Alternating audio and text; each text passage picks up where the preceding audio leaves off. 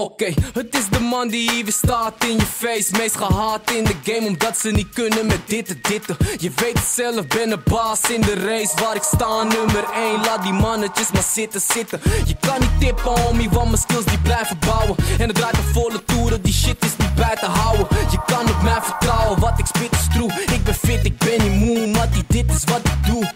Ik ben al binnen bro, kijk hoe ik het binnenhaal. Ben te ver voor je, laat je verbassen in het midden staan. Ik wil voor de finish gaan, ja de nummer 1 A-Town represent 8002. Hey yo, ik stop niet, ik kan wel liegen, maar verliezen is geen optie.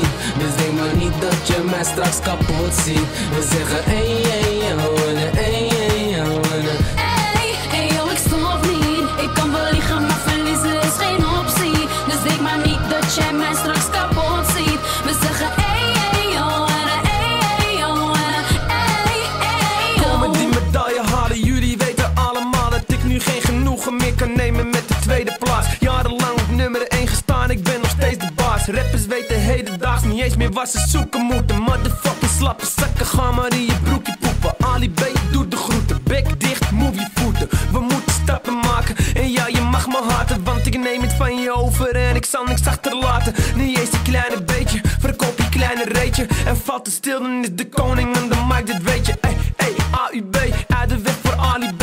Kom ik bij de finish, nou dan neem ik het tsunami mee. Hey yo, ik stop niet, ik kan wel liegen, maar verliezen is geen optie.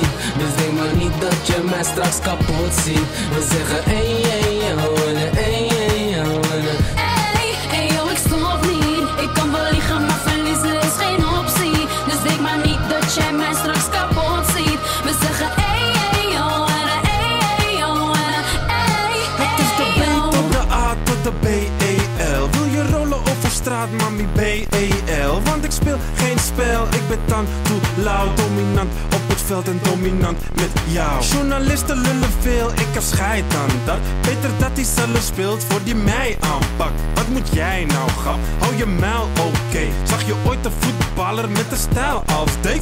Ver voor wat je waar bent, laat zien wie